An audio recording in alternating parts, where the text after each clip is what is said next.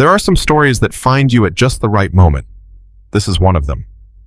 It's a tale from the old frontier days, when folks had less but somehow gave more, when a man's word meant something, and a woman's dignity couldn't be bought no matter what anyone tried to put on the auction block.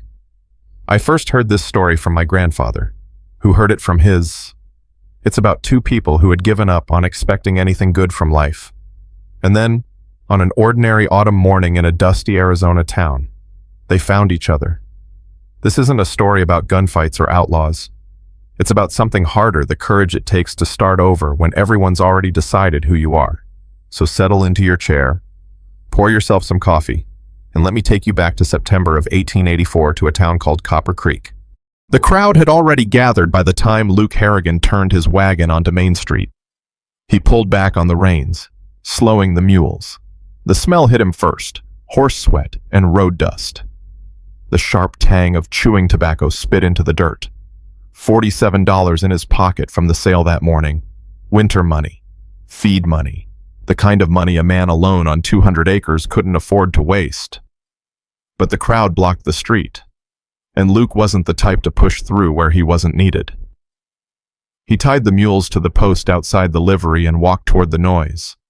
Flies buzzed around a water trough nearby, lazy in the September heat. Just to see. Just to pass the time while the street cleared. The platform stood outside Wilkins' mercantile wooden planks laid across two barrels, the kind they used for loading freight.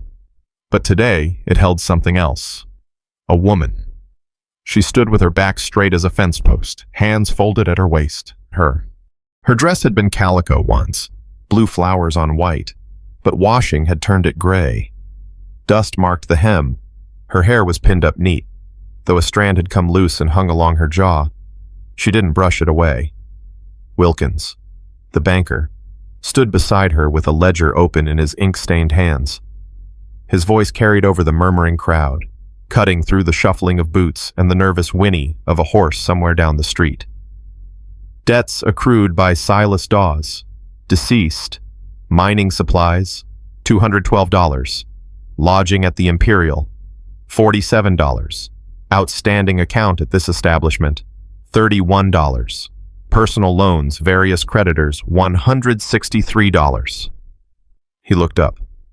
Total, $453. A whistle from somewhere in the crowd. A man's voice. Silas always did dream bigger than his pockets. Laughter. Scattered. Uncomfortable. Someone spat tobacco juice into the dust.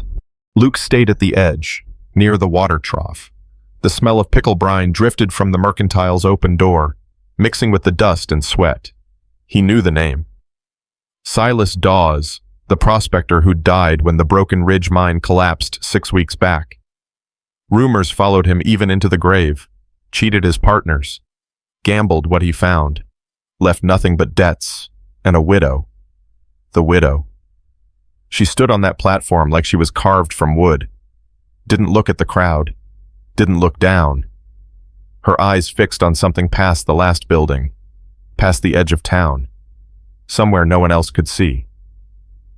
By agreement of the creditors, Wilkins continued, Mrs. Dawes has consented to a labor contract, room and board provided by the successful bidder, in exchange for domestic service until the debt is cleared.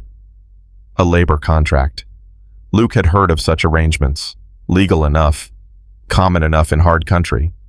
But watching it happen, watching a woman stand on a platform while men decided her worth, sat wrong in his gut, like meat gone bad. 6 months, a man called out, ranch hand, by his clothes. Young, smirking. I'll take a year. Another voice, older, no less ugly. The woman didn't flinch. A woman near Luke pulled her daughter close and turned away. Come along, Sarah. This isn't for young eyes. But Sarah craned her neck to look back, and Luke understood. It was hard to look away from someone refusing to break. More calls, more numbers, not money time. How long they'd work her. How long they'd own her days. Then the ranch hand named Declan stepped forward. Luke knew him, worked for Garrett Slade's outfit, mean when he drank, which was often. "I'll give her work," Declan said. His grin said what kind. "Good work. Steady." Laughter from some of the men. A few looked away. A horse stamped and snorted somewhere behind the crowd, and the sound seemed too loud in the sudden quiet. The woman's chin lifted, just slightly, just enough, and then she spoke. Her voice wasn't loud, didn't need to be. The crowd had gone quiet enough to hear flies buzzing against the mercantile window. "I ain't asking for wages." She paused, let the words settle. "Just a place to stay." Something moved through the crowd. Not sympathy, not quite, but something that made men shift their weight and women look at their hands. She wasn't begging. She wasn't crying. She was setting her terms on a platform where she had no right to terms at all. Luke's jaw tightened. His hand gripped the post beside him, the rough wood biting into his palm hard enough to leave marks. $47 in his pocket. Winter money. He thought about his ranch. 200 acres of good grass and better water. A cabin built for a family that wasn't there anymore. Rooms that had been empty for 4 years, since the fever came and took everyone worth keeping. He thought about the silence that greeted him every evening, the meals he ate standing up because sitting at a table alone felt worse. He thought about this woman, standing straight while the world tried to bend her. Declan called out again.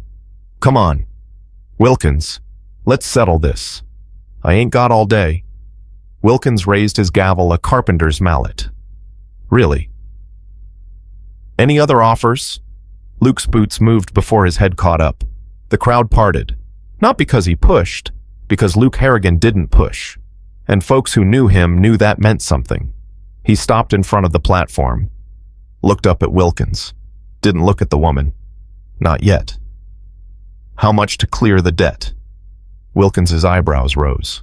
$453, Mr. Harrigan. You heard the figure. "I heard what Silas owed. I'm asking what it costs to clear it. Today, right now." A murmur ran through the crowd like wind through dry grass. Wilkins consulted his ledger. "Creditors have agreed to settle for $300, if paid in full." Luke reached into his coat. The leather pouch was warm from his body, worn soft from years of use. He counted out the coins and bills onto Wilkins's table. Everything he had. The mule money, the winter money. $47, he said. "That's what I've got. Take it as down payment. I'll bring the rest by month's end." Wilkins stared at the money, stared at Luke. "You're sure about this? Harrigan whole town knows what Silas was." Luke met his eyes. "She ain't Silas." There's something powerful about watching someone refuse to be broken. If this story speaks to you, I'd be honored to know. Drop a word and tell me where you're reading from today. As the old folks used to say, a story shared is a story that lives on. Wilkins stared at the money on his table, counted it, counted again. The coins clinked against each other in the sudden quiet. $47 won't cover $300. Harrigan, I said I'll bring the rest by month's end. Wilkins' pen tapped against the ledger, somewhere behind Luke. A horse stamped and blew, and the smell of fresh manure drifted on the breeze. The crowd had gone still, that particular stillness that meant everyone was listening while pretending not to. "And if you don't," Luke kept his voice level, "then you'll have my word broken and my land to lean. But I ain't never broken my word, and you know it." The pen stopped tapping. Wilkins looked past Luke to the woman on the platform, then back to Luke. The banker's sleeve garters were stained with ink, his collar damp with sweat despite the morning cool. "Sign here." The paper slid across the table. Luke signed without reading. The pen scratched loud in the silence. He'd read it later, or he wouldn't. Didn't matter now. "Mrs. Dawes," Wilkins's voice carried, "you're free to go with Mr. Harrigan. Debt's being settled." She didn't move, not right away. Luke finally looked at her, really looked. Her eyes met his, gray-green, like river water after rain. No gratitude in them, no relief. Just a question she didn't ask out loud. She stepped down from the platform. Her boots hit the packed dirt with a sound that seemed too loud. A baby cried somewhere down the street. Life going on, the way it always did. A carpet bag sat beside the platform, brown leather. Clasp broken, tied shut with twine. She picked it up, held it with both hands in front of her. Luke turned and walked toward his wagon. Didn't offer to carry the bag. Didn't offer his arm. She wasn't some fragile thing to be handled. Behind them, the murmuring started up again. He heard his name. Heard hers. Heard Silas's. Let them talk. The wagon sat where he'd left it, mules switching their tails at flies. He climbed up to the seat. She climbed up beside him, leaving a foot of space between them. The leather creaked as she settled. Luke clicked his tongue. The mules leaned into their harnesses. The wagon lurched forward.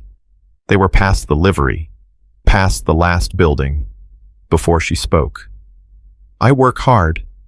Her voice was steady, matter of fact. Good. He kept his eyes on the road. There's plenty. The town fell away behind them. Dust rose from the wheels. 3 hours to the ranch. 3 hours of road stretching ahead. And he still didn't know her name. Mary Ellen. Luke glanced sideways. She was looking straight ahead, at the road unspooling between the mule's ears. That's my name, since you're wondering. He nodded. Luke? Luke Harrigan. I know. Wilkins said it 3 times. The wagon creaked over a rut. Her shoulders swayed toward him, then away. She gripped the seat board with one hand to steady herself. The road climbed through dry grass hills, golden in the September sun. Scattered oaks through patches of shade that came and went. The mules knew the way. Luke barely had to touch the reins. Grasshoppers scattered before them, clicking and whirring through the tall stems. Where you from? He asked. Originally. Pennsylvania. Little town called Ridgeway. Left when I was 17. Long way from here. Mining camps don't stay in one place. She shifted the carpet bag on her lap. Followed Silas through 3 territories before we landed in Arizona, Nevada first, then Colorado, then here. Luke watched a hawk circle over the ridge ahead. Patient. Hunting. The bird's shadow passed over the road and disappeared into the grass. He wasn't a bad man. Her voice was flat, stating fact. Just always looking past where we were. Next strike. Next claim. Next chance to get rich. A lot of men like that out here. You don't seem the type. The words caught him off guard. He turned to look at her, but she was still watching the road. I was, he said. Once. Stopped when there wasn't anyone left to look past. She didn't ask what he meant. He was grateful for that. The sun climbed higher. Sweat gathered under Luke's hatband and trickled down his temple. He wiped it with his sleeve.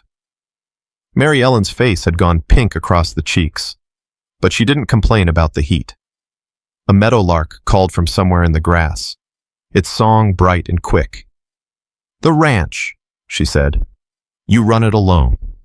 Have for 4 years. Had a hired hand through last winter, but he moved on in March. Wanted steadier pay. Cattle. 40 head, give or take. Lost a few to coyotes last spring. He paused. 200 acres. Spring-fed creek runs through the north pasture. More than one man can manage proper, but I get by. And you need someone for the house. It wasn't a question. Luke nodded anyway. Cooking, cleaning, whatever needs doing inside. I'll handle the stock, the fences, the heavy work.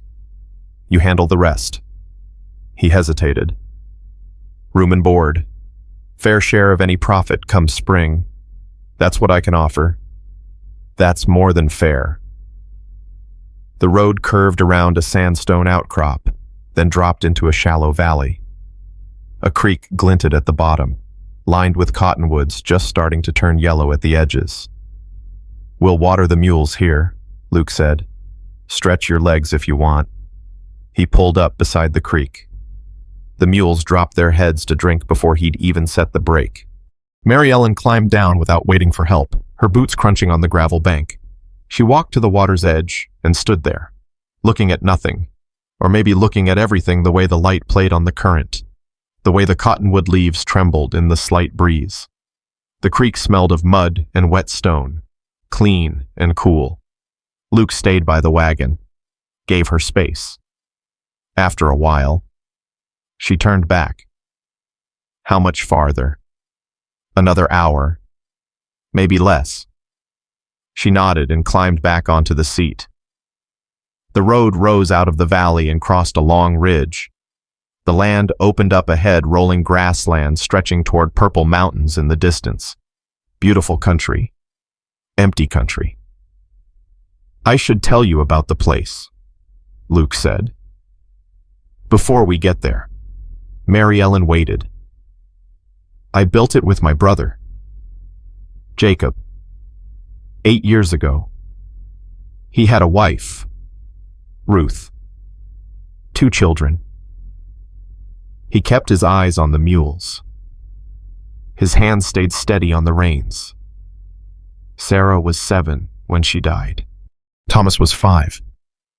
The wagon wheels turned. The harness jingled. A fly buzzed past Luke's ear. Scarlet fever came through the territory 4 years back. Took all 3 of them in less than a month. Ruth first, then the children. His voice stayed even, flat, like he was reading from a ledger. Jacob lasted 2 weeks after Thomas. Doc said it was the fever, but I don't think so. I think he just stopped wanting to breathe. Mary Ellen's hand moved on the seatboard, closer to his, but not touching. "I'm sorry," she said. "It was a long time ago." 4 years isn't long. He didn't answer. The road crested a final rise, and the valley opened below them. Luke heard Mary Ellen's breath catch. The ranch spread across the valley floor, a cabin with a wide porch, a barn with a peaked roof, fenced pastures running toward the foothills. Smoke-blue mountains rose behind it all, and the late afternoon sun painted everything gold. Beautiful, still as a photograph. No sound but the wind in the grass. "My brother built that porch," Luke said. "Ruth picked those curtains, sewed them herself." He clicked the mules forward. "They're all still there. I never could bring myself to change anything." The wagon rolled down the slope. As they drew closer, Mary Ellen could see the details: the garden beside the cabin, overgrown with weeds, a chicken coop with no chickens, a rope swing hanging from a big oak tree, the rope weathered gray, a child's swing. Luke's eyes stayed fixed on the road. He didn't look at the swing as they passed. He pulled up in front of the cabin. The mules stopped with their heads down, tired from the long haul. He climbed down. Mary Ellen followed. The porch boards creaked under her boots. The door swung open on oiled hinges. Luke took care of some things. At least, inside, the cabin smelled of dust and old wood and cold ash, closed-up air that hadn't moved in too long. A stone fireplace with gray ashes still heaped inside. A kitchen with a cast-iron stove. A rocking chair by the window. A woman's shawl still draped over its back. And everywhere, the small touches of a life interrupted. Dried wildflowers in a cracked jar on the windowsill, their petals turned to paper. A child's primer on the bookshelf, spine cracked from use. Toys visible through a half-open door, a wooden horse, a rag doll with yellow yarn hair. Mary Ellen stood in the middle of the room. She turned slowly, taking it all in. Luke watched her from the doorway. "Ruth's room is through there." He pointed to a closed door on the right. "Jacob's is on the left. That's where you'll stay." "Jacob's room. The bed's good, quilt's clean. Ruth made it. He paused. "I keep the place aired out." Mary Ellen walked to the left-hand door, opened it. The room was small but bright, a window facing east. A quilt covered the bed, double wedding ring pattern, the colors still vivid, blue and cream and touches of red. She set her carpet bag on the floor, sat on the edge of the bed, ran her hand over the quilt stitching, feeling each small stitch under her fingers. Luke stood in the doorway. "Supper's at dark," he said. "Breakfast at first light." He closed the door between them. Mary Ellen sat in the quiet. The quilt was soft under her fingers, each stitch placed by hands that had been dead 4 years now. Through the window, she could see the oak tree. The swing moved slightly in the breeze, as if someone had just stepped away from it. She didn't unpack. She couldn't stop wondering in a house this full of ghosts. Where exactly did she belong? The first morning, Mary Ellen woke to silence. Gray light filtered through the window. The bed was softer than anything she'd slept on in years. The mining camps had offered rope cots at best, bare ground at worst. She lay still for a moment, listening. Nothing. No footsteps. No voices. Just the creak of the cabin settling and the distant call of a meadowlark. She dressed quickly and opened her door. The main room was empty. Cold ash in the fireplace. A tin cup on the table. Coffee dregs dried at the bottom. Luke had already gone. Mary Ellen walked to the kitchen. The cast iron stove sat against the back wall, a fine layer of dust coating its surface. Pots hung from hooks above it, unused for who knew how long. A bag of flour slumped in the corner. Weevils probably thriving inside. And there, on a hook by the door, hung an apron. Blue gingham. Faded but clean. A woman's apron. Ruth's apron. Mary Ellen looked at it for a long moment. Then she turned away and started with the stove. The firebox was clogged with old ash. She cleaned it out with her bare hands, the gray powder coating her fingers, getting under her nails. Found kindling in a box by the door, matches in a tin on the shelf. The wood caught on the third try, flames licking up through the grate. The smell of wood smoke filled the kitchen, sharp and clean. She heated water, found lye soap in a crock, old but usable, smelling of bacon grease and ash. Scrubbed the stovetop until the black iron gleamed. Scrubbed the table. Scrubbed the floor on her hands and knees, the rough boards turning her palms raw and red. By noon, the kitchen smelled like soap and clean wood instead of dust and neglect. She explored the rest of the property in the afternoon. The garden was worse than she'd thought, not just weeds, but weeds grown woody and thick, their roots deep in the soil. Grasshoppers scattered as she walked through. The chicken coop stood empty, door hanging open on a broken hinge. The root cellar behind the cabin had partially collapsed. One wall bowed inward, smelling of damp earth and rot. 4 years of a man alone. 4 years of tending cattle and fences while the house slowly fell apart around him. Mary Ellen found work gloves in the barn leather, cracked and stiff, far too large for her hands. She put them on anyway and started pulling weeds. The sun beat down on her back. Sweat soaked through her dress, sticking the fabric to her skin. Her shoulders burned. Her hands blistered inside the oversized gloves, the leather rubbing raw spots on her palms. She kept pulling. In the barn, she found a trunk pushed against the back wall. Old. The leather straps cracked. She lifted the lid. Toys. A wooden horse with one leg broken. A rag doll. Yellow yarn hair tangled. A set of tin soldiers, half of them missing. The smell of cedar and dust rose from inside. Mary Ellen closed the trunk, said nothing. By the time the light turned gold and long, she'd cleared a quarter of the garden.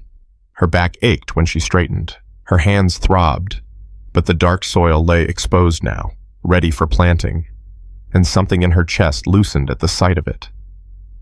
She was washing at the pump when she heard hoofbeats on the road. Luke rode in on a bay gelding, dust coating his hat and shoulders. He swung down from the saddle and stood for a moment, looking at the garden, at the cleared rows, at her, standing there with wet hands and dirt on her dress. He didn't say anything, just led the horse to the barn. The days blurred together. Luke left before dawn, came back after dark. Mary Ellen worked from first light until she couldn't see her hands in front of her face. She found sourdough starter in a crock at the back of the pantry, dormant, but alive, smelling of yeast and something faintly sour. Fed it flour and water, watched it bubble back to life. By the third day, she had bread, real bread, crusty and warm, the smell filling the cabin like the house remembered what it was for. She scrubbed the floors again, washed the windows until the glass squeaked, aired out the bedding in the sun, repaired the chicken coop door with nails she found in the barn, the hammer heavy in her blistered hands. On the 7th evening, Luke came back earlier than usual. She heard him before she saw him hoofbeats on the road, then silence as he stopped outside. She was at the stove, stirring venison stew. The meat had come from the smokehouse, the vegetables from what she'd salvaged in the root cellar. Biscuits sat warming in a towel-lined basket. The smell of sage and onion filled the kitchen. The door opened. Luke stepped inside and stopped. The cabin smelled like food, real food. The table was set with 2 plates, 2 cups. A coal oil lamp burned in the center, its cracked chimney throwing warm light across the room. Luke hung his hat on the hook, washed his hands at the basin, sat down without being asked this time. Mary Ellen served him. Stew, biscuits, coffee she'd boiled strong the way her father used to make it. Luke bowed his head for a moment, didn't say words out loud, but his lips moved. Then he picked up his fork and took a bite, then another, then a third. "You can cook," he said. Kept Silas fed in places with nothing but a campfire and a tin pot. This ain't a campfire. No. She poured herself coffee, sat down across from him. The stew was good, rich and savory, the venison tender from slow cooking. It ain't. He ate 3 helpings. Sopped up the last of the gravy with a biscuit. Didn't say the food was good. Didn't need to. His empty plate said it for him. After supper, she cleared the dishes. He stayed at the table, turning his coffee cup in his hands. "How many head are you running?" she asked, her back to him as she stacked plates. 40, give or take. Lost a few to coyotes last spring. And the book's someone keeping track of expenses, sales. Luke was quiet for a moment. "Ruth used to. Haven't had anyone since." Mary Ellen turned, leaned against the counter. "I can do figures." Kept the accounts for Silas's claims. What little there was to account. Luke looked at her. The lamp threw shadows across his face, deepening the lines around his eyes. "You've got enough work already. Numbers don't take long. Hour in the evening, maybe less." She paused. "A ranch this size needs proper books. Come spring, you'll want to know where you stand." He turned the cup again. Once. Twice. "All right." She nodded and went back to the dishes. Luke watched her hands as she worked, quick, efficient, no wasted motion. The way she'd cleared that garden, the way she'd brought his kitchen back from the dead. He'd figured her for soft, city-bred, maybe, or worn down by years of following a dreamer from camp to camp. He'd figured wrong. She caught him looking and met his eyes across the room. He looked away quick, drained his coffee, set the cup down too hard. "I should check the stock," he said, pushed back from the table. "Don't wait up." The door closed behind him. Mary Ellen stood at the basin, hands in soapy water. The lamp flickered. Outside, she heard his boots on the porch, Then silence. She finished the dishes, dried them, put them away. Later that night, she sat on the edge of her bed, running her fingers over the quilt stitching, through the wall. She could hear Luke moving in his room, the creak of bed springs, the thump of boots hitting the floor. She thought about the way he'd looked at her across the table, the way he'd looked away. She thought about the way he'd bowed his head before eating, the way his lips had moved in silent prayer. And she wondered what exactly was she starting to feel for the man on the other side of that wall. The fence line ran along the north pasture, a quarter-mile of posts and wire separating Luke's land from open range. 2 weeks of autumn rain would rot any weak posts into the ground, and half of them were already leaning. Luke mentioned it at breakfast. Casual. Just thinking out loud. "I'll help," Mary Ellen said. He looked up from his coffee. "It's heavy work." "I've done heavy work before." He didn't argue. He'd seen her clear that garden. They loaded the wagon before the sun cleared the ridge, new posts cut from the woodlot. A roll of barbed wire. The post hole digger with its worn handles. A canvas bag of tools. The air smelled of dew and dry grass. Mary Ellen climbed up beside him without waiting to be asked. The morning was cool, the grass still wet. Luke drove the wagon along the fence line, stopping at each leaning post to check the damage. Most needed replacing. Some just needed resetting. The dirt packed tighter around the base, so they fell into rhythm without discussing it. He dug. She steadied the new post while he filled the hole, tamping the earth with the flat of the shovel. Then he strung the wire while she held it taut, the leather gloves protecting her hands from the barbs. Words came sparse and practical. "Hold there. Ready. Little higher." The sun climbed. Sweat darkened Luke's shirt between his shoulder blades. Mary Ellen's face flushed pink, strands of hair escaping her braid and sticking to her neck. Grasshoppers clicked through the tall grass around them. By noon, they'd replaced 8 posts. Luke pulled the wagon into the shade of a cottonwood. Mary Ellen had packed biscuits and cold bacon wrapped in cloth. A jar of water stoppered with cork. They sat on the wagon's tailgate, feet dangling, eating without talking. The creek murmured somewhere nearby, smelling of mud and wet stone. A hawk circled overhead, riding the thermals. The cottonwood leaves rustled in the slight breeze, already turning yellow at the edges. Easy silence. First one they'd shared. Luke finished his biscuit and brushed the crumbs from his hands. "We should get another 5 done before dark." Mary Ellen nodded and jumped down from the tailgate. The afternoon stretched long and hot. Luke's shoulders ached from swinging the post hole digger. Mary Ellen's grip on the wire stayed steady, though he could see the strain in her forearms, the way the muscles tensed under her skin. They were on the 12th post when it happened. The wire was old, rusted in spots. Luke should have checked it more carefully. He pulled it taut, and Mary Ellen wrapped her end around the post, and the wire snapped. The broken end whipped across her palm. She didn't cry out, just made a small sound, sharp and cut off, and looked down at her hand. Blood welled up in a dark line across her palm, deep. The wire had cut clean through her glove. Luke dropped his end and crossed to her in 2 strides. He took her hand without thinking, turning it to see the wound. Blood ran down her wrist, dripping onto the dry grass. "Hold still." He pulled the bandana from his neck blue cotton, faded from years of washing, and wrapped it tight around her palm. His fingers pressed the cloth against the cut, feeling the heat of her skin through the fabric. Her pulse beat against his thumb. Fast, steady. He looked up. She was watching his face. Neither of them moved. The bandana was turning red at the edges.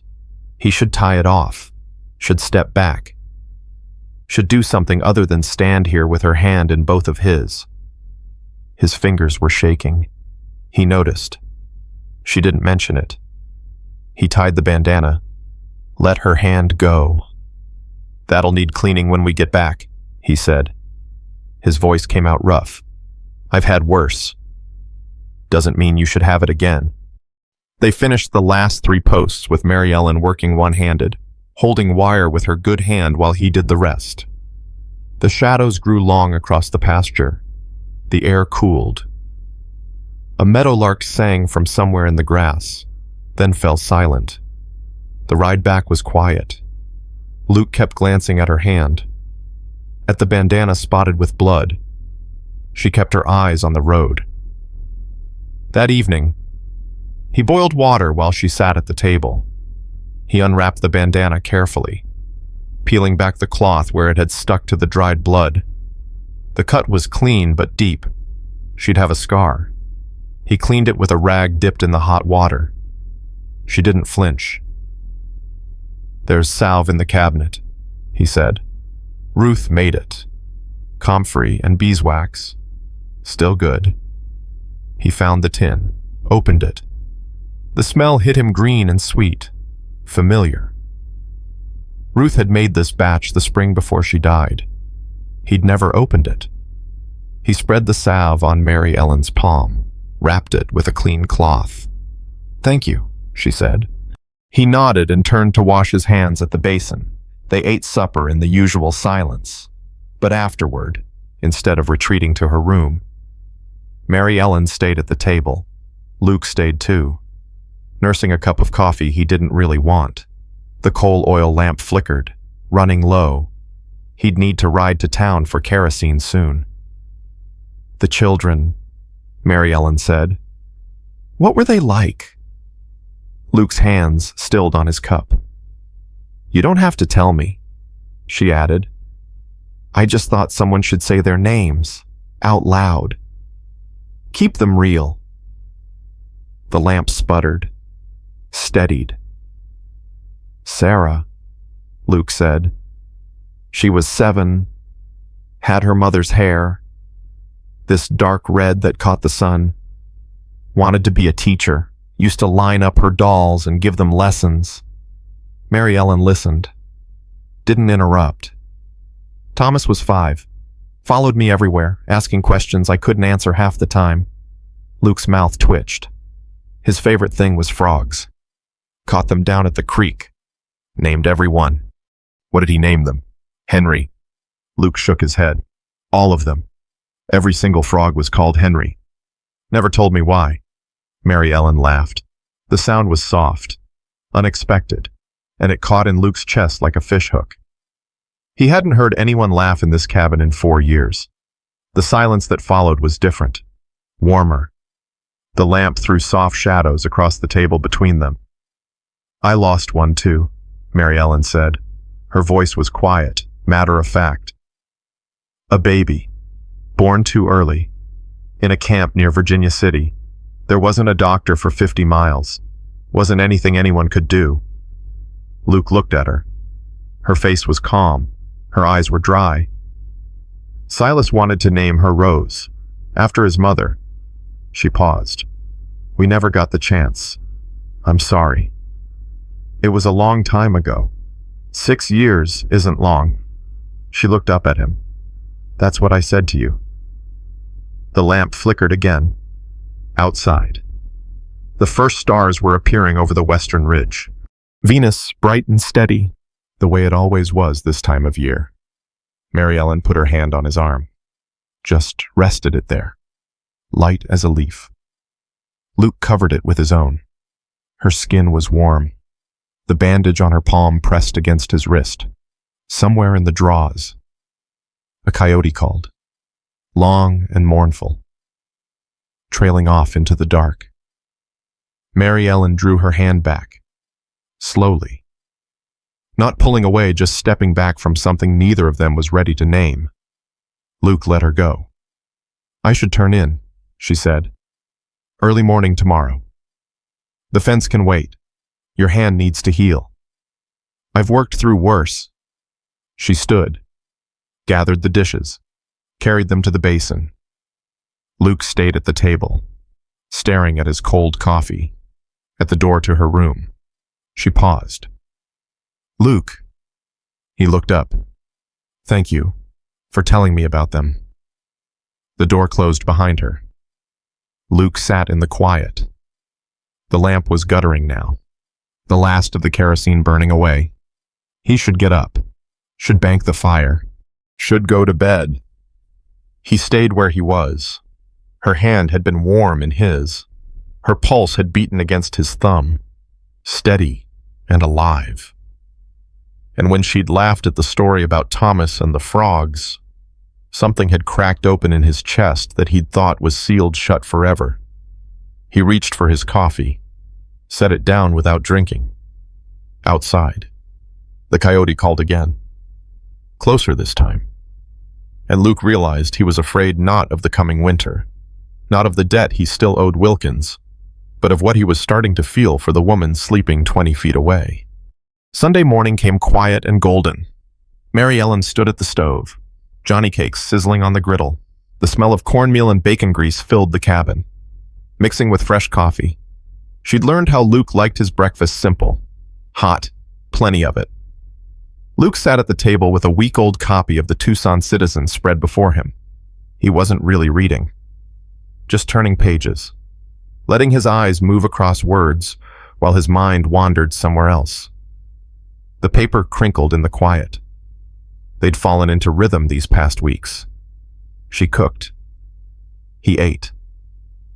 They worked. They talked more now, not much, but enough. The silence between them had changed from careful to comfortable. Mary Ellen flipped the Johnny cakes, golden brown on one side, bubbling on the other. The grease popped and spattered, hoofbeats on the road. Luke's head came up. He folded the newspaper and moved to the window. His boots loud on the floorboards. 3 riders, coming up from the south, moving at an easy pace, not hurrying. The lead horse was a big gray with silver-mounted tack that caught the morning sun. Luke's jaw tightened. "Stay inside," he said. He took his hat from the hook and stepped onto the porch. Mary Ellen set down her spatula, moved to the doorway between the kitchen and the main room, close enough to hear, far enough to stay out of sight. Her heart beat hard against her ribs. The riders stopped at the gate. The man on the gray sat easy in his saddle, one hand resting on the horn. Big man, broad shoulders straining his Sunday coat, hat tipped back to show a face weathered by sun and satisfaction. Garrett Slade. Mary Ellen had heard the name. Owned the biggest spread in the territory, north of Copper Creek. Ran more cattle than any 3 ranches combined. Wanted Luke's water rights. That's what Luke had said once. Offhand. Like it didn't matter. 2 younger men flanked Slade, hired hands, by the look of them, by the gelt. Nervous horses stamping and tossing their heads, sidearms visible on their hips. "Harrigan," Slade's voice carried across the yard, friendly and casual. "Fine morning." Luke stood at the edge of the porch, hands at his sides. "Slade. Haven't seen you in town lately. Folks are starting to talk." Slade shifted in his saddle. Leather creaked. "Missing you at services, too. Reverend Collins asked after you last week."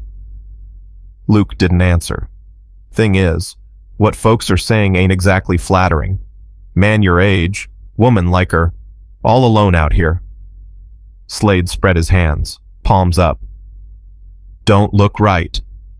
Mary Ellen's fingers curled against the doorframe. "What happens on my land is my business," Luke said.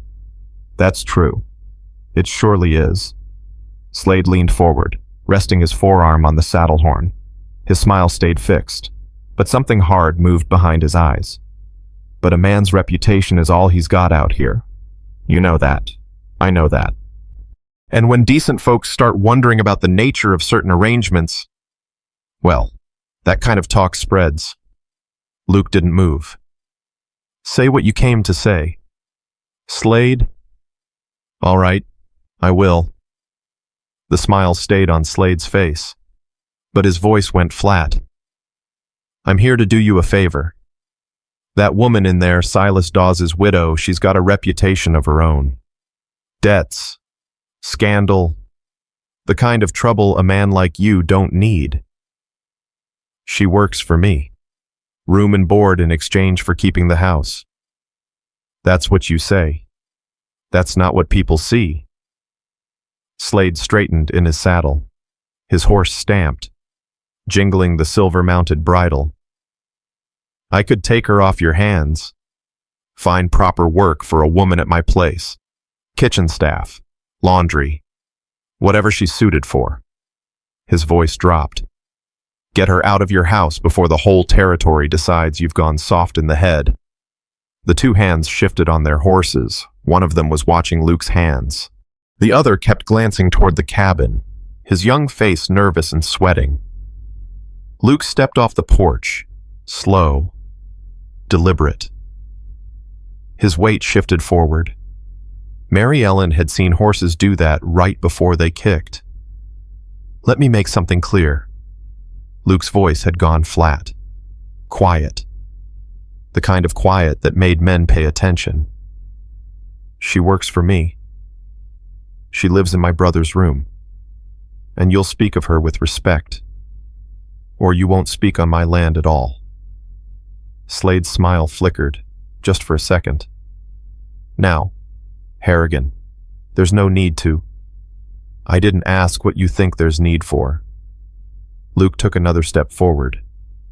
I'm telling you how it is. She stays. You go.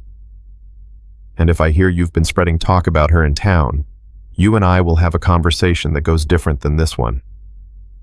The hands exchanged glances.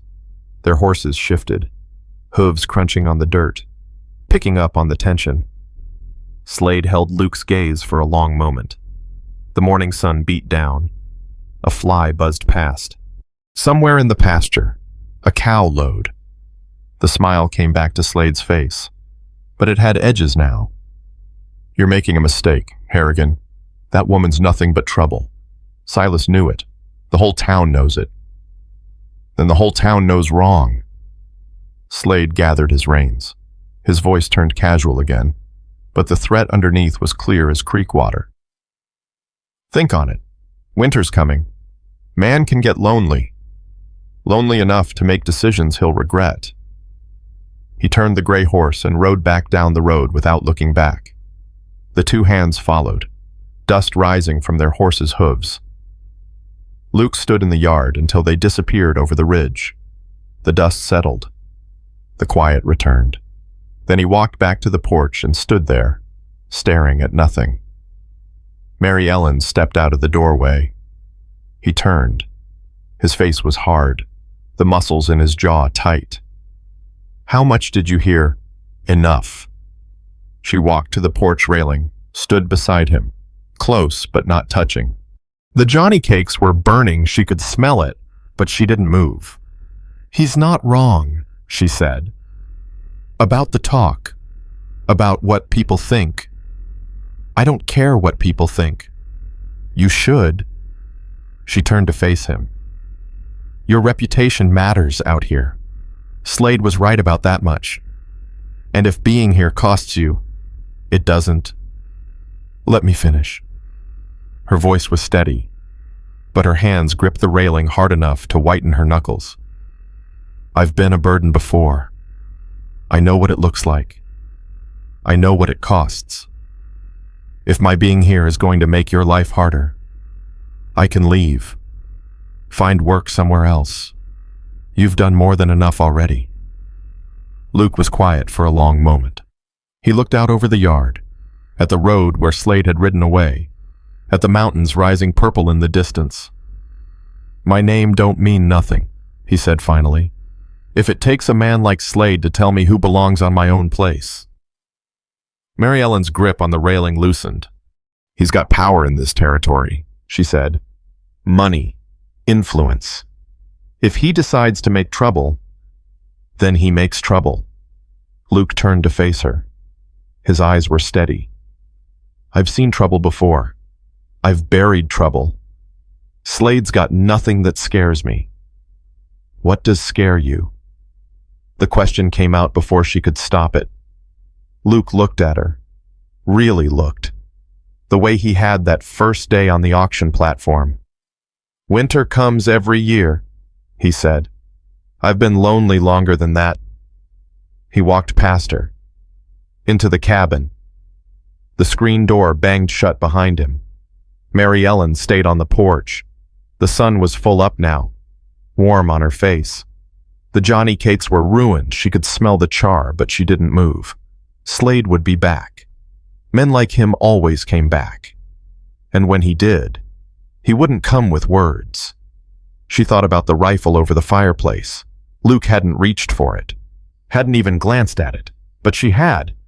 She'd looked at it the moment Slade's men put their hands near their sidearms. She'd calculated the distance, the angle, how fast she could get to it if things went wrong. Silas had taught her to shoot in a mining camp outside Virginia City. "A woman alone needs to know," he'd said. "World's not kind to those who can't protect themselves." She hadn't thought about that lesson in years. Now she wondered if she'd need it again.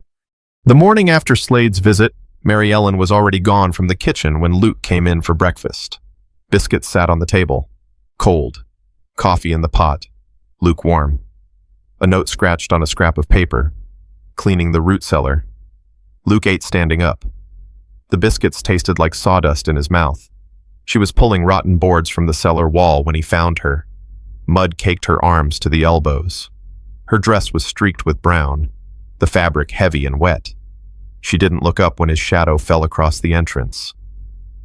"Need help?" "I've got it." He stood there for a moment. She kept working, yanking at a board that wouldn't come loose. He walked away. That evening, she served supper and excused herself before he'd finished his first plate. Dishes to wash, mending to do, always something that needed her attention somewhere else. Luke recognized what she was doing. She was pulling back the way a stray cat does when it's been kicked too many times, making herself small, easy to let go, easy to forget. She was giving him a way out. He tried to reach her, asked about the garden, about the books, about nothing at all, just to hear her voice. She answered in short sentences, polite, distant, always moving toward a door. 3 days passed like this. Luke rode out earlier each morning, stayed longer in the far pastures, pushed the bay harder than he should, coming back after dark with his shoulders aching and his mind too tired to think. It didn't help. He still lay awake, staring at the ceiling, listening to the silence on the other side of the wall. The clouds started building on the 4th day, gray masses piling up over the western mountains, heavy with rain. The air turned thick and humid, pressing down on the valley, the smell of rain coming, sharp and electric. Luke watched the sky from the north pasture. The cattle were restless, bunching together, turning their backs to the wind. They knew what was coming. He rode back to the cabin at a trot. Mary Ellen was in the garden, on her hands and knees, pulling weeds. The wind had picked up, whipping loose strands of hair across her face. She didn't stop working. "Storm's coming," Luke said from the saddle. "Stock needs securing. The creek rises fast when it rains hard." She stood up, wiped her hands on her dress. "I'll help." They worked without speaking, saddled the horses, rode out to the north pasture, drove the cattle up the slope to the high meadow, away from the creek bed. The wind picked up, whipping Mary Ellen's braid against her back. The first drops fell, fat and cold, splattering on their shoulders. The sky opened. Rain came down like someone had upended a bucket. Sheets of water, blinding, drenching. Thunder cracked overhead, so close the horses shied and danced. "The barn!" Luke shouted over the roar. They galloped back across the pasture. The ground was turning to mud, the horses' hooves slipping and sliding. Mary Ellen's mount stumbled on the slope near the creek. The horse's front legs buckled. She pitched forward, grabbed the mane, but the saddle was slick with rain. Her boot slipped from the stirrup. She went sideways, hit the ground hard, and rolled into the creek bank. The mud was thick and black, churned up by the rain. She went down face first, hands sinking to the wrists, mud in her hair, mud on her face, the smell of wet earth and rotting leaves filling her nose. She pushed herself up, slipped, went down again. Luke was off his horse and splashing toward her. He grabbed her arm, hauled her upright. Mud streaked her entire front, her dress, her chest, her chin. She wiped at her face and only spread it worse. She looked up at him, rain streaming down, mud dripping from her jaw. Her dress ruined, clinging to her body, brown and sodden. She looked like something the creek had spit up, like something no decent person would want to touch. Her eyes were bright, not with tears, with something worse. Shame. She pulled her arm from his grip. I'm fine. You're not fine. You're covered in... I said I'm fine. She grabbed her horse's reins, pulled herself into the saddle, didn't look at him. They made it to the barn as lightning split the sky again. Luke threw himself off the bay and hauled the door open. Mary Ellen rode through, her horse's sides heaving. Luke followed, dragging the door shut against the wind. Darkness. Rain hammering on the cedar shakes above, the horses stamping and blowing, steam rising from their wet hides. Luke found the lantern by feel, struck a match. The flame caught, throwing wild shadows across the walls. Mary Ellen stood in the middle of the barn. Water and mud streamed from her clothes. Her dress was ruined, not just dirty, but destroyed. The fabric torn at the shoulder where she'd fallen. Mud coated her from head to foot. Her braid had come half undone, wet hair plastered to her neck and cheeks. She looked down at herself, at the mud, at the ruin. Her hands started to shake. I'm sorry, she said. Her voice was strange, thick. I'm sorry. I'll clean it. I'll fix it. I just need... She stopped, pressed her muddy hands to her face. Her shoulders shook. Luke stood frozen. He'd never seen her cry. Not on the auction block. Not when she'd cut her hand. Not when she'd told him about the baby. But this standing in a barn covered in mud, looking like something dragged from a ditch, this broke something in her. I can't, she choked on the words. I can't keep doing this. Waiting for you to decide I'm too much trouble. Waiting for you to tell me to go. I'd rather you just say it. Just say it and let me leave before... Before what? She dropped her hands. Her face was streaked with mud and tears. Before I start thinking I could stay. Luke crossed the space between them. 2 steps. 3. Nobody's telling you to go. Slade will come back. You know he will. And when he does, I don't care about Slade. You should. Her voice rose. You should care. Because I'm not worth it. I'm not worth losing your land, your reputation, everything you've built. I'm just... She gestured at herself, at the mud, at the ruin. Look at me. I'm nothing. I'm a dead man's debt and a scandal, and I can't even stay on a horse in the rain. Stop! The word came out harder than he meant it to. She flinched. Luke took a breath, forced his voice level. Sit down. She didn't move. He pointed to a hay bale against the wall. Sit. Down.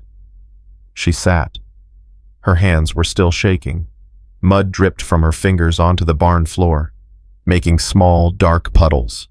Luke found a horse blanket and draped it around her shoulders. Then he sat on another hay bale, across from her, elbows on his knees, close enough to touch her, if he wanted to. He didn't. The rain drummed on the roof. Thunder rolled across the valley, distant now, moving east. Why'd you really step forward that day? Mary Ellen's voice was quiet. Raw. Tell me straight. I need to know. Luke looked at the floor. Easier that way. You could have bought supplies with that money, she said. Winter supplies, feed for the stock, things you needed. I got supplies. Not enough. Not for the whole winter. He was quiet for a long moment. The lantern flickered. Shadows jumped on the walls. The horses settled in their stalls, huffing quietly. I was short on reasons to use 'em, he said finally. That ain't an answer. It's the only one I got that's true. She pulled the blanket tighter around her shoulders, waiting. Luke rubbed his hands together, rough palms scraping against each other. He could feel her eyes on him, but he kept looking at the floor. I saw you say you didn't need nothing but a place. The words came slow, dragged up from somewhere he didn't like to visit. And I thought I got a place. Big place, empty place. Just nothing in it worth keeping anymore. He paused. Figured maybe that was two halves of something. The rain softened. Steady now, not pounding. Water dripped through a crack in the roof, pooling on the dirt floor. Mary Ellen's hand came into his line of sight. Still muddy, still trembling. She reached out and touched his knee, just rested her fingers there. He covered her hand with his. Neither of them spoke. The lantern burned low. After a while, Mary Ellen said, "What happens now?" Luke raised his head, met her eyes. He didn't have an answer. But for the first time in 4 years, he wanted to find one. The wagon rolled into Copper Creek on a Thursday morning. Mary Ellen sat straight on the seat, hands folded in her lap. Her dress was clean, the blue calico she'd mended twice now, the hem let down as far as it would go. Her hair was pinned up neat. Her boots were polished with tallow until they shone. She looked like a woman who belonged somewhere. Luke pulled the wagon up in front of the general store. The hitching post was empty, unusual for a Thursday. He tied the mules and helped Mary Ellen down, his hand warm and rough against hers. Eyes found them immediately. Mrs. Patterson stopped sweeping her porch across the street. 2 men on the bench outside the barber shop turned to watch, tobacco bulging in their cheeks. A woman coming out of the dry goods store with a basket on her arm paused, whispered something to her companion, and both of them stared. Mary Ellen kept walking. The general store smelled like pickle brine and leather and coffee beans. Dust motes floated in the light from the front windows. Barrels of flour and sugar lined one wall, bolts of fabric and another calico. Muslin, a dark blue wool that would be warm come winter. Patent medicines on shelves behind the counter, their labels promising cures for everything from rheumatism to melancholy. The sharp tang of chewing tobacco hung in the air. Mr. Hendricks stood behind the counter, spectacles pushed up on his forehead. He nodded when they came in. Harrigan, ma'am. Need supplies, Luke said. Flour, salt, coffee, whatever kerosene you've got. I'll get it together. Mary Ellen moved along the fabric bolts while Luke gave his order. She ran her fingers over the cloth, feeling the weave of each one.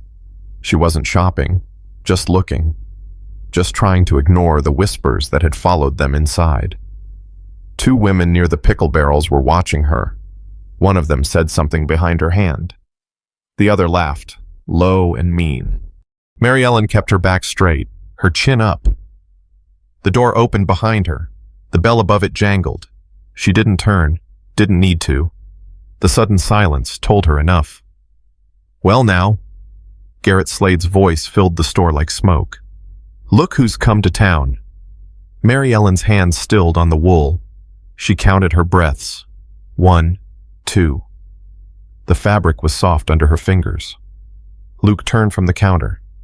His face was calm. His shoulders were not. Slade stood in the doorway, blocking the light. 2 men flanked him, older than before, harder looking. Behind them, more people crowded into the store, Mrs. Patterson with her broom still in her hand. The men from the barber shop, tobacco juice staining their beards. Others, drawn by the commotion. And there, Near the back, a man with a tin star on his chest. Sheriff Tom Briggs. Watching. Waiting. Slade walked forward, his boots loud on the wooden floor. He stopped in the middle of the store, thumbs hooked in his belt. The smell of horse sweat and expensive cologne drifted off him. "Funny thing, Gershon," he said. "I was just telling the sheriff here about a situation that's been troubling me. Troubling a lot of decent folks. Actually," he looked around the room, playing to the crowd.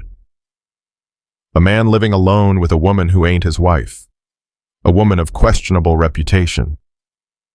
"Slade," Luke's voice was flat. "We've had this conversation. We have. But I don't think we finished it." Slade turned to the sheriff. "Tom, I believe there's a question of decency needs settling. The law ought to have something to say about arrangements like this." Sheriff Briggs shifted his weight. He was a thin man, weathered, with the look of someone who'd rather be fishing. "Garrett, I'm not sure this is... The whole town's talking. Tom, you know it. I know it.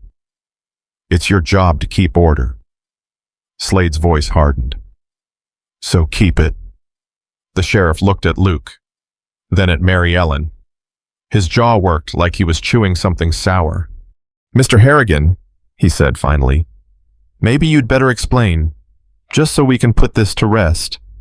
Luke stepped forward. His hands hung loose at his sides. "Nothing to explain," he said. "Mrs. Dawes works for me. Keeps the house. Cooks. Tends the garden. Room and board in exchange for honest labor. That's all there is." "That's what he says." Slade spread his hands. "But who can verify it? She lives in his house, eats at his table, sleeps under his roof." He let the words hang in the thick air. "Seems to me there's only one way to describe that kind of arrangement." Murmurs rippled through the crowd. Mrs. Patterson's mouth pressed into a thin line. One of the men from the barbershop shook his head and spat tobacco juice into the sawdust on the floor. Mary Ellen's hands were trembling. She pressed them flat against the fabric bolt to still them. Her heart pounded against her ribs. Luke's jaw tightened. "Choose your next words careful, Slade." "Or what?" Slade smiled. "You'll make me in front of the sheriff and half the town." He shook his head. "That's not how this works. Harrigan, the law's on my side. Decency's on my side. You're the one standing alone." The silence stretched. Mary Ellen could hear her own heartbeat, could feel every eye in the room on her, on the woman who'd brought scandal to Luke Harrigan's door. She thought about the auction block, about standing there while men decided her worth, about the words she'd said, "I ain't asking for wages, just a place to stay." She'd asked for a place. Luke had given her one. Now it was her turn to earn it. Mary Ellen stepped forward, past the fabric bolts, past Luke, into the open space where Slade stood waiting. "I've got something to say." Slade's eyebrows rose.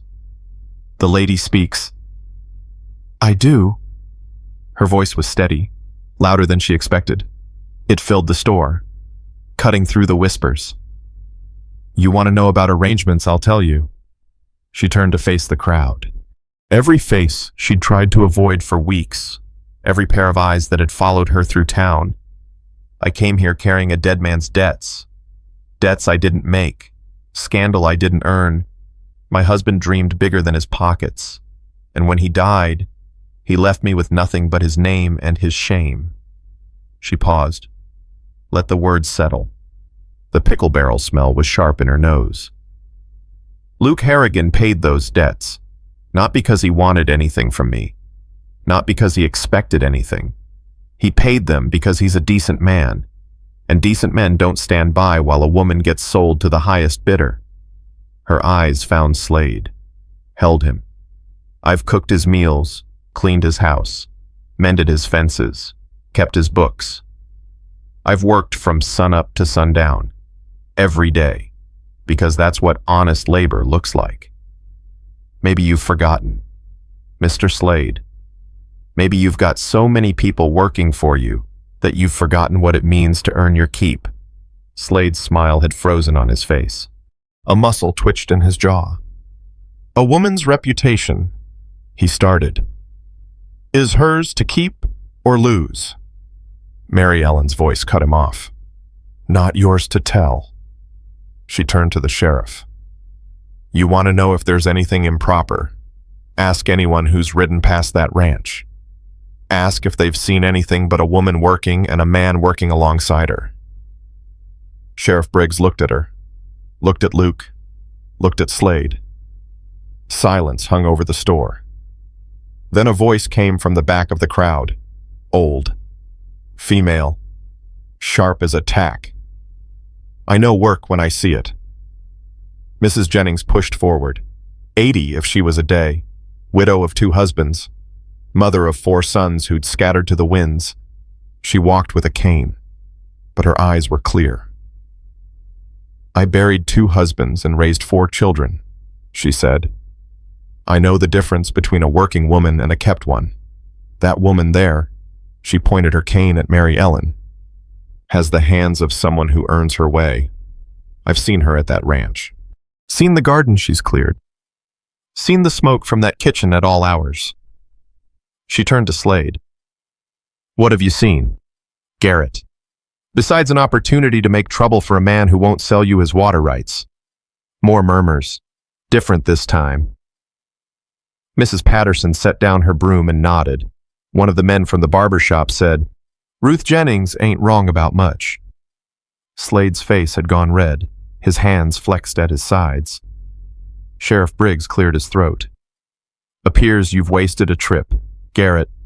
Don't see any complaint here worth my time." Slade stood very still. His men shifted behind him. Then he turned and walked out of the store. The door banged shut behind him. The bell jangled, then fell silent. The crowd began to move again. Mrs. Jennings patted Mary Ellen's arm as she passed. "You've got spine, girl. Don't let anyone take that from you." Mary Ellen's hands were still shaking, but she wasn't trembling from fear anymore. Luke appeared beside her. His hand found hers, squeezed once. "You didn't need me," he said quietly. "I did." She looked up at him. "I needed you to give me a reason to stay and fight." They loaded the wagon in silence. Flour, salt, coffee, kerosene. The mules stood patient in the traces. The sun had moved past noon, warming the dust of Main Street. Luke climbed up to the seat. Mary Ellen settled beside him. Closer than before. The road out of town was quiet. Golden light slanted through the cottonwoods. The mountains rose purple in the distance. Halfway home, Luke spoke. "What you said in there, about earning your place." He paused. "You've earned more than that." Mary Ellen looked at him, his profile against the afternoon sky. "What else is there?" she asked. He didn't answer right away. The wagon creaked. The mules plodded on. Then he said, "Reckon we'll find out." The wagon crested the ridge, and the valley spread below them. Mary Ellen's breath caught. The same view she'd seen that first-day cabin. Barn, pastures running to the purple mountains. But different now. The garden showed green rows where she'd planted turnips and winter squash. The fence line held straight and true where they'd mended it together. Smoke curled from the chimney, the fire she'd banked that morning still burning. Home. The word came without thinking, without hesitation. She'd thought it, and it fit. Luke clicked the mules forward. The wagon rolled down the slope, wheels creaking on the ruts she'd memorized over the past weeks. Every bump, every dip. She knew this road now. They pulled up in front of the cabin. The late afternoon sun threw long shadows across the yard. The oak tree's leaves had turned gold, rustling in the slight breeze. The smell of wood smoke and dry grass hung in the air. The swing moved gently, back and forth, as if someone had just stepped away. Luke climbed down and started unloading, flour sack over his shoulder, salt in the crook of his arm. Mary Ellen took the coffee and kerosene, carried them into the kitchen. The floorboards creaked under her boots. Familiar now. They worked without speaking. He brought. She stowed. They moved around each other in the small space, never colliding, never hesitating, like they'd done this 100 times before. When the wagon was empty, Mary Ellen walked out to the yard. Luke was checking the mule's harnesses, his back to her. "I'm going to walk the property," she said. "Check on things." He nodded without turning. "I'll put these two up." She crossed the yard to the garden. The turnip greens were coming in strong, dark leaves pushing up through the soil she'd cleared with her own hands. The squash vines had spread across their beds, heavy with fruit that would keep through the winter. She knelt and touched the leaves, feeling the rough texture under her fingers. She'd planted these seeds, watered them, watched them grow. The fence line curved away to the north, posts straight and wire taut. They'd worked 3 days on that fence. Her palm still bore the scar from the wire that had cut her, a thin white line across her skin. She touched it now, a mark of belonging. The oak tree stood at the edge of the yard, massive and old, its branches spread wide, casting shade that would be welcome in summer. Now, in October. The leaves were turning, gold and orange and red, catching the late light. The swing hung from the lowest branch. Rope weathered gray. The wooden seat worn smooth by use. It moved in the breeze, back and forth, back and forth. Mary Ellen walked to it, stood beside it, ran her fingers over the rope. The fibers were rough against her skin. Footsteps behind her. She didn't turn. Luke stopped beside her, close enough that she could feel the warmth of him, could smell horse sweat and leather and something that was just him. "Ruth hung this," he said. "The week Thomas learned to walk. She wanted him to have something to grow into." Mary Ellen looked at the swing, at the smooth seat, the frayed rope, the branch above worn down where the rope had rubbed for years. Did he like it? Loved it. Used to swing and laugh until he couldn't breathe. Jacob would push him higher and higher, and Thomas would just laugh and laugh. Luke paused. "I can still hear it sometimes. When the wind's right." A meadowlark called from somewhere in the pasture. The sound was bright and quick, then faded. "That's a good memory," Mary Ellen said. Luke was quiet for a long moment. The swing creaked in the breeze.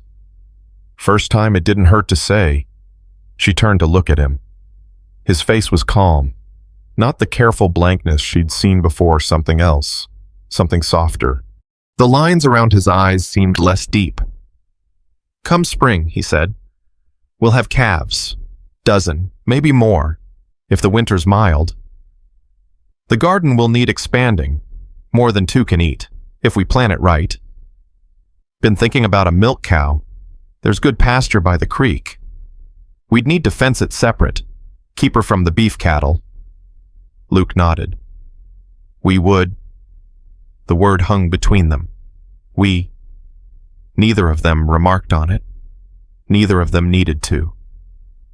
The sun was dropping toward the mountains. The light turned gold, then orange, then the deep purple that came just before dark. Venus appeared over the western ridge, bright and steady, the first star of evening. "Should head in," Mary Ellen said. "I'll get supper started." "Wait." She stopped. Luke turned to face her, full on. His eyes met hers and held. "I ain't much for pretty words," he said. "Never have been. Jacob got that gift. I got the quiet." Mary Ellen waited, her heartbeat steady in her chest. The evening air was cooling against her skin. "But there's something I need to say, something I should have said before now." He took a breath, let it out slow. I didn't step forward that day to save you. I don't reckon you needed saving. You were standing on that platform like you'd stand there all day if you had to, like nobody could break you, no matter what they threw. He paused. The swing creaked behind them. A coyote called from somewhere in the draws, far off. You're the one I've been waiting for. Just didn't know I was waiting till I saw you standing there, refusing to break. Mary Ellen's throat tightened. She swallowed hard. I stopped looking for anything but the next day, she said. Her voice was steady, but only just. After Silas died, after everything, I stopped expecting anything good. Just survived, one foot in front of the other, like a mule that don't know the trail's got an end. She stepped closer, close enough to touch him, though she didn't, not yet.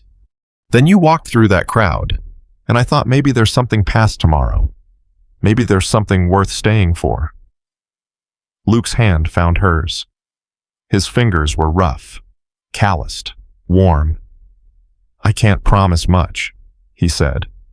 This land, this house, whatever I can build with these two hands, that's all I've got. I've had pretty words. Mary Ellen looked up at him. The last light caught his face, softening the hard lines. They don't feed you or keep you warm. What does showing up every day, even when it's hard? Luke's thumb moved across her knuckles. Slow, steady. I can do that. I know. She stepped closer still, let herself lean into him. His arm came around her shoulders, solid and warm. That's why I stayed. They stood like that as the light faded. The first stars appeared, scattered across the darkening sky. The crickets started up in the grass, then went quiet as the air cooled. The mountains turned from purple to black. Eventually, Mary Ellen stirred. Supper won't make itself. No, it won't. But neither of them moved. Luke reached up and pulled a strand of hair from her face, tucked it behind her ear. His hand lingered there, rough against her cheek. Ruth had a shawl, he said. Wool. Kept it by the door for evenings like this. If you wanted, I'd like that. They walked to the cabin together, not touching now, but close. The porch boards creaked under their boots. Inside, Luke found the shawl brown wool, soft from years of use, and draped it across her shoulders. Mary Ellen pulled it close. It smelled of cedar and lavender, like something treasured and kept safe. She made supper while he lit the lamp. Simple food beans and cornbread, the last of the bacon. Coffee strong and hot. Luke bowed his head before eating, his lips moving in silent prayer. Mary Ellen waited, then picked up her fork. They ate at the table, across from each other, the lamp throwing warm light between them. The food was good. The silence was better. After, they carried their coffee to the porch. 2 rocking chairs sat there. Oak, handmade. Ruth had picked them out. Luke said, had them shipped from St. Louis before Thomas was born. She'd wanted a place to sit and watch her children grow. Mary Ellen settled into one. Luke took the other. The rockers creaked on the boards, a rhythm as old as the house itself. The lamp glowed amber through the window behind them. The valley stretched out dark and quiet. The stars were thick now, scattered across the sky like salt spilled on a black cloth. Luke rocked. Mary Ellen rocked. Their coffee cooled in their cups. From somewhere down by the creek, a frog called, then another. The sound was low and steady, rising and falling in the dark. Frogs are back, Mary Ellen said. Luke listened. A smile tugged at the corner of his mouth. Thomas would have named every one of them. Henry. Every single one. They sat in the quiet. The rockers creaked. The frogs sang. Mary Ellen reached across the space between the chairs, found his hand. He took it. The night deepened. The stars wheeled slow overhead. The lamp burned low in the window. She was home. There's a quiet that settles after a story like this one. Not empty, just still. The kind of stillness that sits in the chest and asks nothing of you. Many of us have stood where Mary Ellen stood. Perhaps not on a wooden platform, but somewhere just as exposed. Carrying something we didn't choose. Waiting for someone to see past the surface to the person underneath. Some of us have been Luke, two living in rooms that echo, keeping busy so we don't have to feel how empty the table looks at supper time, loving people who are gone and wondering if we'll ever feel that way again. These things don't need to be fixed or figured out.